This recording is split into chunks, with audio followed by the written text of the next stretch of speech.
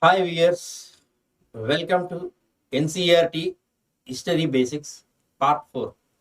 As a series of NCERT History Basics, today we will discuss about Part 4 History Basics. See, these are the synopsis boxes relating to NCERT History Basics. In the first part of the synopsis, 1857 revolt related topics. In the second and remaining parts, socio-religious reform movements, and the final, the constitutional development history synopsis. So, when you observe these key points, you can catch in several bits of the famous competitive examinations like civil service examinations, National Defense Academy, Staff Selection Commission, banking service exams, academic as well as administrative job oriented exams, and also research oriented net exams, set exams. As a series of part, today we will discuss about the NCERT History Basics Part 4. See the first synopsis box. 1857 revolt, Mangal Pandey, Tantiya Tope, Nana Sahib, Bhakt Khan, Delhi, Unwar Singh, Bihar, Bahadur Shah Jafar, Begum Jinat Mahal, Rani Lakshmi Bai. These are the first box synopsis. In this NCERT History Basics Part 4, the first box of synopsis, if you observe these words, you can catch the bits and objective type questions as well as multiple choice questions in various forms. That may be assertion regions questions or fill in the blanks questions, like that. These objective question forms can easily framed by these synopsis items. 1857 revolt is the first revolt in the beginning of Indian national movement. Historians describe this year as a marking of Indian national movement. Modern India begins with the 1757, the year, the Battle of Plassey. 1857 is the year mark for the beginning of Indian national movement. Historians have described in several dimensions. That may be as first war of Indian independence, Sipai mutiny, like that. In different views they have expressed. In the 1857 revolt, Mangal Pandey was the first person who revolted against to use the cartridges. These cartridges made with the cow fat and pig fat. So he refused to use that new rifle cartridge. Tantiya Tope helped the Nana Sahib.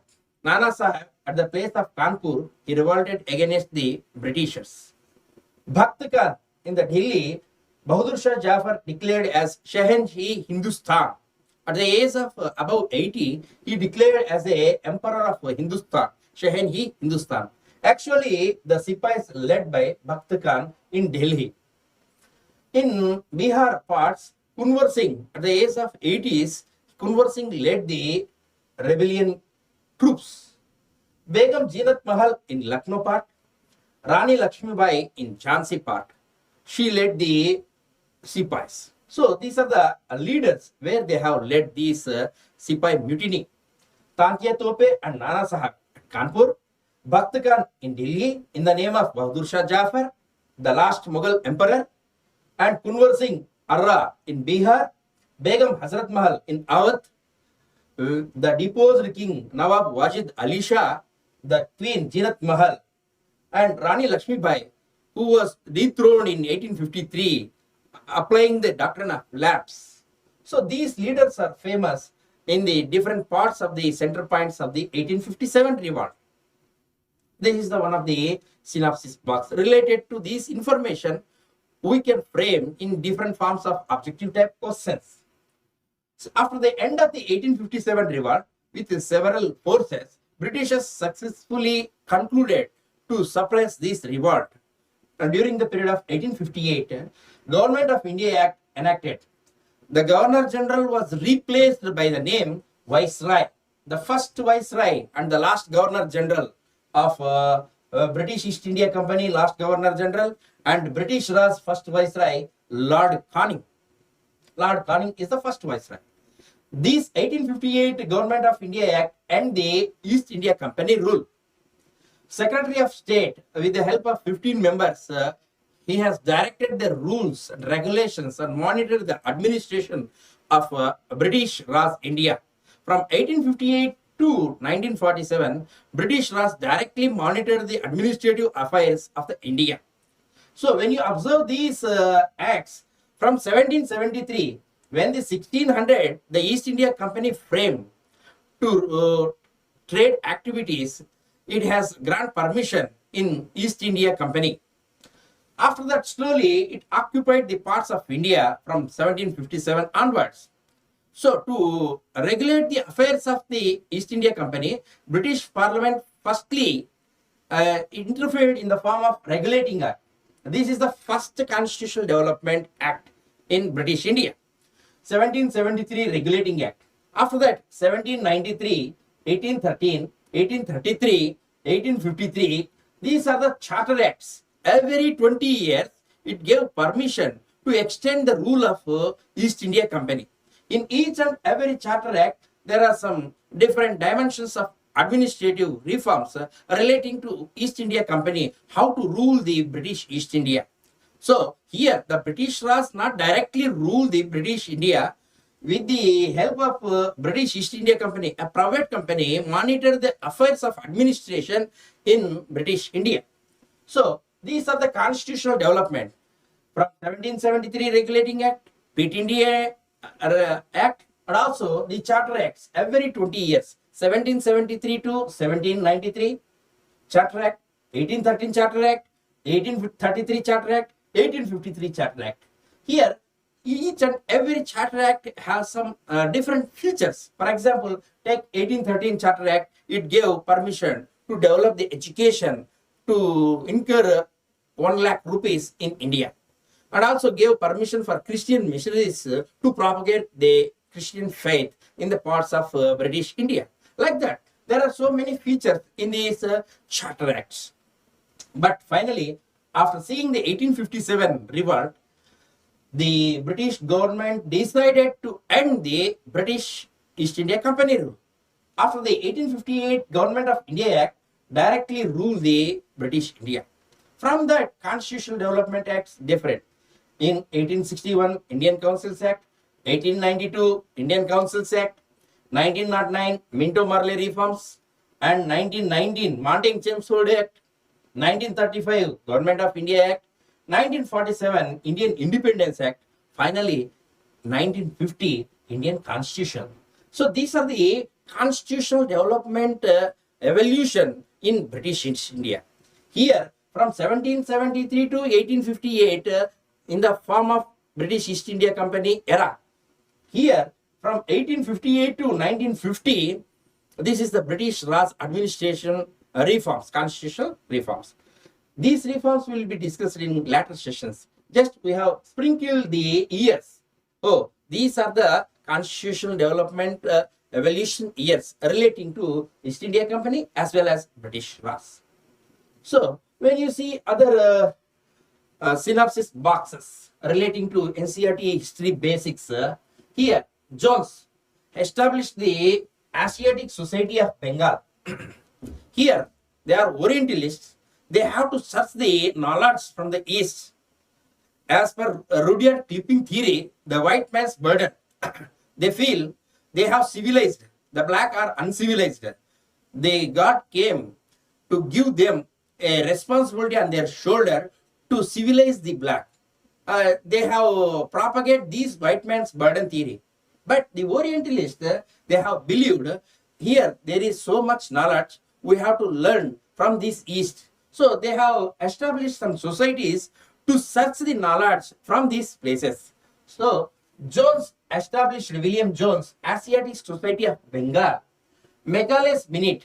According to Macaulay's Minute, 1835, here 1813 Act gave permission to incur 1 lakh rupees for the education purpose in British India. For years together, these 1 lakh rupees have to incur in which language? Either for Sanskrit or Persian or local vernacular languages or English. Like that, different portions they have splitted to incur these expenditure. Finally, in the period of William Bentinck rule, Lord Macaulay appointed the first law member. He gave a minute. The Macaulay minute is the historical minute. According to this report, from that now onwards, from 1835 onwards, English became official language in India, in modern India. This is the beginning of English education. From onwards, from 1835 onwards, English became official language. So, in 1835, English became official language. This 1813 Act budget has to allocate it for the development of this language. Wood's Dispatch. In 1854, during the period of Lord Dalhousie, Charles Woods, he gave a report, that is Wood's Dispatch, on the educational reforms. Based on these Wood's Dispatch, in 1858, Bombay, Calcutta, Madras universities were established. So, this is the beginning of educational development in British India. William Carey, Serampur, he established educational institutions to develop the local people for the educational evolution.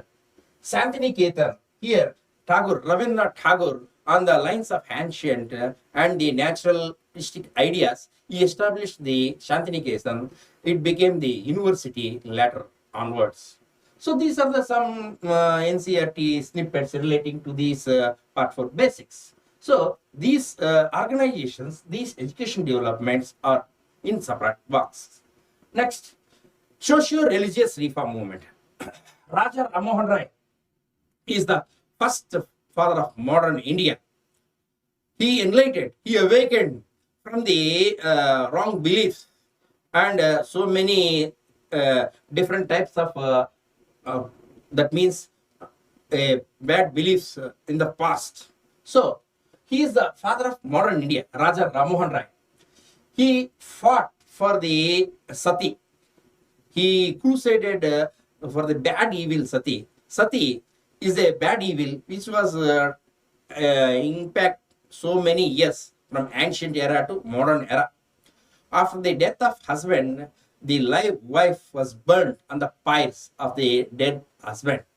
This sati was abolished with the help of William Bentinck. In 1833, British government abolished the sati. So this is the greatest achievement with the help of Raja Rammohan Rai. Especially British government also, they have cooperated to reform these bad evils. Brahma Samaj, he established the Atmiya Sabha and Brahma Sabha, later on Brahma Samas. These Brahma Samas established throughout India with various branches later of Raja Rammohan Rai. This organization meant for the socio-religious reforms. So, Ishwar Chandra Vidyasagar, another reformer, he was crusaded for the favor of widows' remarriage. In the modern India, first widow remarriage occurred in Calcutta. There, in several parts, these reformers' acts was captured. And Dayananda Saraswati, he established the Arya Samaj, go back to Vedas. His famous slogan, he established Arya Samaj. He propagated everything is in Vedas. So, Vedas are supreme knowledge. He fight against the superstitions and bad beliefs of the past. But he established Arya Samaj to reform the existing religions. Also, he fought against the foreign elements attack that the Indian culture was full of superstitions. But he fought for India for Indians.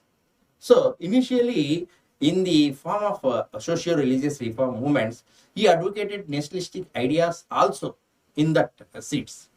Next, when you observe these socio-religious reform movements relating to lower class movements, oppressed class and depressed class, especially Jyotirao Phule in Maharashtra. He born in Mali caste. He was faced so many attacks from the upper caste. He wrote a famous book, Gulam Giri. He established the Satya Sodak Samaj. Satya Sodak Samaj meant to uplift the oppressed and depressed classes. With the help of his wife, he started night schools also. Pandit Ramabai established widows' home in Pune. And Sri Narayana Guru, he belongs to Ejava caste. He wanted to uplift the lower caste in the provinces of Kerala. One caste, one God, one religion. His slogan was one caste, one God, and one religion. He uplifted these caste. He made several efforts to develop the oppressed and depressed class. He established temples, he established factories, he established schools to develop these caste through reform in modern era.